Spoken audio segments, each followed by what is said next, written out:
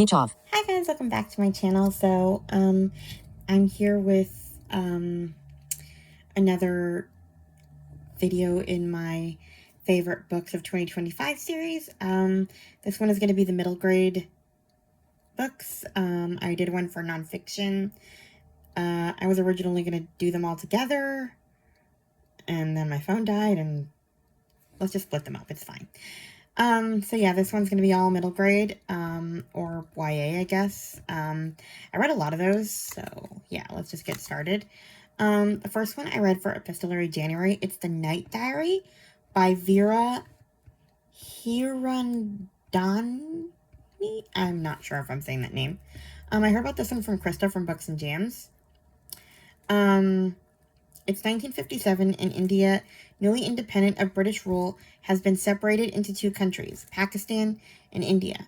The divide has created much tension between Hindus and Muslims, and hundreds of thousands are killed crossing borders. Half Muslim, half Hindu, 12-year-old Nisha doesn't know where she belongs or what her country is anymore. When Papa decides it's too dangerous to stay in what is now Pakistan, Nisha and her family become refugees and embark first by train, but later on foot to reach her new home. The journey is long, difficult, and dangerous, and after losing her mother as a baby, Nisha can't imagine losing her homeland too. But even if her country has been ripped apart, Nisha still believes in the possibility of putting herself back together. So, yeah, this is like her diary, and she's writing letters to her dead mother, essentially. It is a very harrowing journey, this book. And it's actually pretty perfect for Epistolary January, which is happening right now. So, yeah, maybe get a hold of that one. It's definitely more YA than middle grade, I think, because there's a lot of stuff that... I'm sorry, I'm already running out of steam. Drinking hot chocolate. Anyway, yeah, it's perfect for Epistolary January, but it's definitely got some content. Like, they don't shy away from how dangerous traveling was, so yeah. But it was definitely a favorite of mine.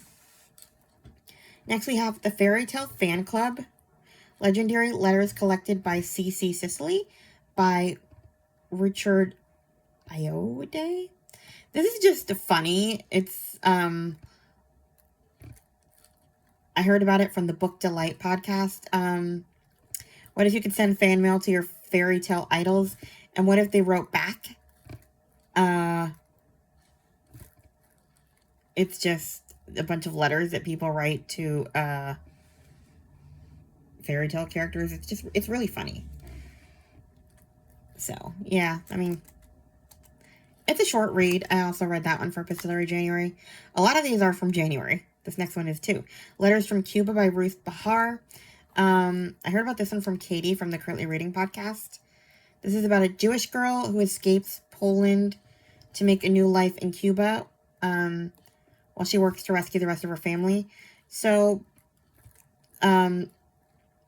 it's right when World War II is about to start.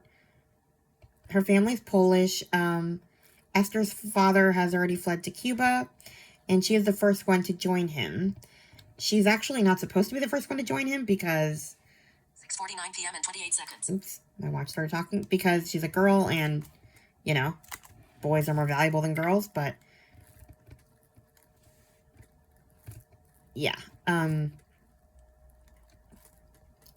so she's writing letters to her sister after she convinces her dad to let her come to be the first one. So, yeah, it's kind of her journey to get the rest of the family to Cuba and her time in Cuba. And, yeah, it was a good read. It was my last book for January.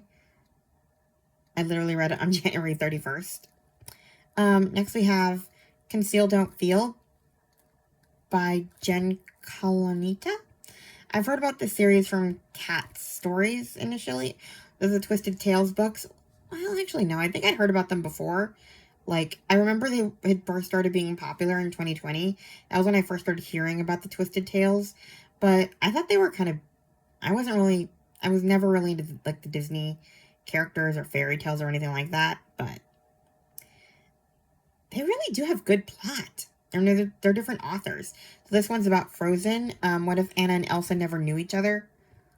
Like, they were separated. And yeah, it was a great read. I don't know. I really enjoyed it. That's like that's my favorite out of the Twisted Tales I've read so far. So yeah, it was a good story with a lot of plot.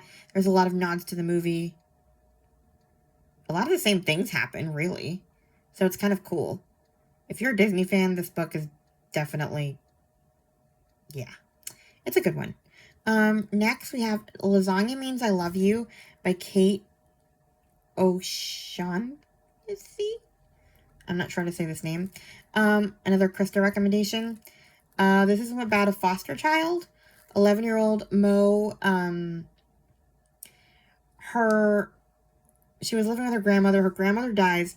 Her uncle's a jerk who doesn't want to take her in. I was torn on him because part of me thought he was a jerk, and part of me was kind of like, well, I mean, I don't know. It was hard because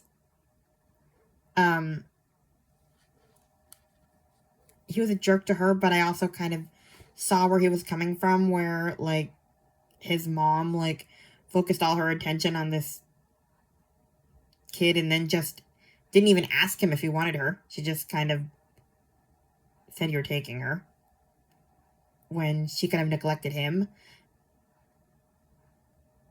to essentially take care of her daughter who was having issues. I don't know. It's hard. Anyway, not the point. She's in a foster home, well, in foster care, and her grandma left her like a notebook and advised her to get a hobby.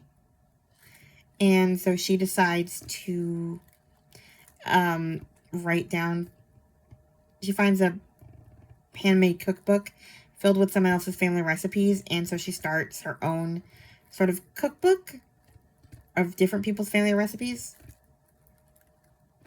and she starts making them and collecting their stories, and yeah, there's some great found family as part of this one, so yeah, it was great.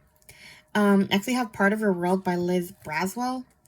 What if Ariel had never defeated Ursula? This one I actually had to watch Little Mermaid. I don't remember ever really watching Little Mermaid as a kid, but I was always kind of interested in her story because I used to watch Once Upon a Time on ABC, so it was, interesting. That was like my first real thing, like foray into fairy tale retellings. I actually just bought the entire Once Upon a Time series on iTunes. It was on sale during Christmas. I was so excited. I've been looking for it to go on sale for a while. It was like $50 for all 7 seasons, when it's usually like $110. So I was very happy. But yeah, this book definitely does have a lot of nods to the movie too. So I enjoyed it. Then we have Song for a Whale by Lynn Kelly. I heard about this one from Book Lover Amanda. The story of a deaf girl's connection to a whale whose song can't be heard by his species and the journey she takes to help him. I mean, this was fascinating. You really get into deaf culture, and like, I kind of wanted to, I don't know, like her dad just, it always makes me mad when one of the parents just refuses to learn to sign or says he can't, and it's like, I can understand not wanting to learn Braille. You don't have to learn Braille. Like, my dad never learned Braille for me, and I never expected him to. But it's one thing not to be able to read what your daughter writes. It's a whole other thing not to be able to talk to her. That's wild. How do you just accept that? Anyway, she's obsessed with this whale, and yeah, and her journey to help him, and yeah, you really see her difficulties in school as a deaf kid. I always find, the other thing I find fascinating is that, like, with blind kids, they really encourage you to go to, like, blind schools are actually discouraged these days. Like, they closed this blind school that I went to, and they really wanted me to go to regular school. That's why we started regular school in 3rd grade. But in deaf culture, it's almost like there's kind of controversy because, like, the cochlear implant versus sign language, should we be forcing her to integrate with typical kids, or should we, should we allow her to be immersed in just deaf culture and go to this deaf school? And, like, it was interesting. Anyway. Next we have A Night Divided by Jennifer A. Nielsen. Another, wow, a lot of these books are Krista's recommendations. I've been wanting to read this one forever, and I finally did. It's about the Berlin Wall. Gerda finds her family divided. She, her mother, and her brother Fritz live on the eastern side, controlled by the Soviets, and her father and middle brother, who had gone west in search of work, suddenly found themselves trapped, and it's pretty much their journey to get back together. It was a great read. So, yeah. Next we have Same Page by Ellie Swartz. This one I heard about from Chloe from Always Booked. This one was about a 6th grade girl named Bess Stein who brings together friends and a group of rock star librarians, not really rock stars, called the Book Warriors to fight a book ban happening at her middle school. So, like, they all, like, band together to,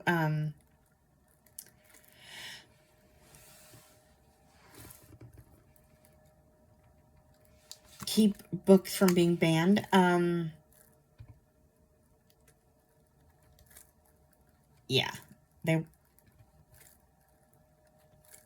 Yeah, it's kind of against book banning. And her friend June's mom is leading the fight to get those books banned. And so, like, it's their friendship issue and stuff like that, too. So that was interesting. And she kind of has to learn that not everybody is the same as she is, who's always fighting for something or whatever. Like, some people just want to be, and I don't know. It was interesting. Then we have A Spoonful of Time by Flora Ahn. AHN. This one was fascinating. This is time travel with food. Basically, this Maya's grandmother,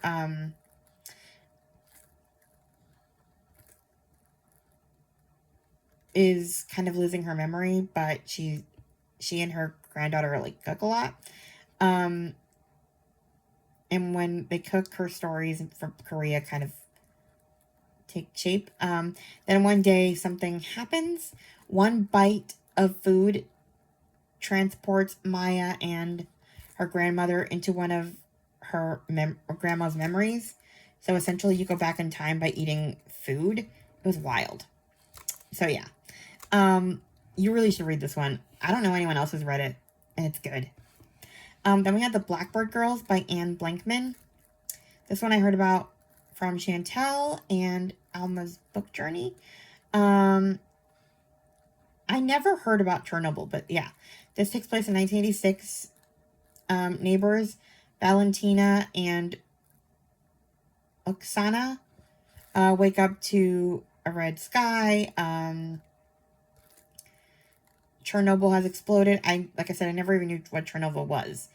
The two girls who have always been enemies suddenly find themselves on a train bound for Leningrad to stay with Valentina's grandmother. And we have a split timeline to 1941 where Rivka, the grandmother, must flee Kiev before the Germans arrive. So it's kind of both of their journeys and how she kind of relates to them having to make a difficult journey. So yeah. Then we have No Matter the Distance by Cindy Baldwin. Another Krista recommendation. This is about a girl with cystic fibrosis. This is a novel in verse. Her name is Penny. And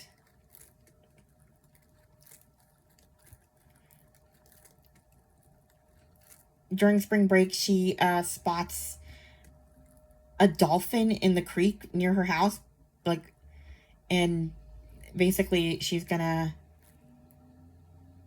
wants to help the dolphin get home because it's getting sick from not being where it should be. And it's interesting because she's getting sick the same way the dolphin's getting sick. Like, her cystic fibrosis gets worse at the same time that the dolphin is getting sick. So it's an interesting journey. It reminded me a lot of Song for a Whale, so I think Amanda might like it. Then we have a series. We have the Stella Diaz series. Stella Diaz Has Something to Say by Angela Dominguez. This is about a Mexican-American girl. I heard about it from Chloe from Always Booked. Or her name is Stella. And it's just kind of her life. Stella loves marine biology.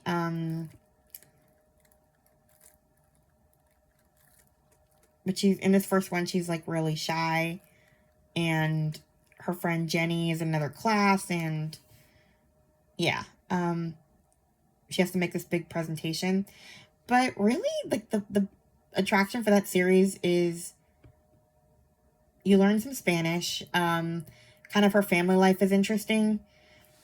I always go back to this one line that really shows you how different American culture is from Mexican culture or Hispanic culture. Some of the family were visiting during Thanksgiving in one of the books, and they were talking about a party, and Stella asks her mom, what about bedtime? Because they were talking about being up all night, and she can't fathom being up all night. Like, because that's not what you do in America. In America, you're like looking at the clock and making sure your kids nap at noon. And that's interesting because my family functions a lot like Stella's Mexican family. I mean, if there's a party, no one really gives a care if the kids are up at midnight. The kids crash where they are, and the adults are, well, partying. I mean, you know, I'm not saying that, like, kids are running in the street or anything, but everyone's just having fun, and no one's really paying attention to parties. I mean, to, like, bedtime and nap time, and the kids kind of go on the adult schedules. So, like, I guess my point in telling this story is that you really see, like, the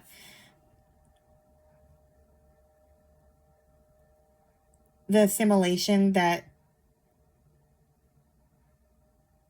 her family has to make to America, and Stella grew up here and is confused by some of the things that they do in Mexico that are different. And they kind of laugh at her because she's asking, what about bedtime? We don't care about bedtime. Anyway. Then we have Nevermore by Jessica Townsend. I just put that in because I read it again. I read the whole series again this year because the new one came out and I couldn't remember anything. But yeah, you probably know that. All about that. So, you know. I reread the first 3 Harry Potter books. I'm actually going to listen to the second Harry Potter book again this year because I'm listening to the new dramatized versions. So, yeah. And then, I reread The Diary of Anne Frank. That's always going to be on my list if I reread it. So, yeah. Those are all the middle grade books that made it to my favorites. Please like, comment, and subscribe, and I'll talk to you guys in my next video. Bye!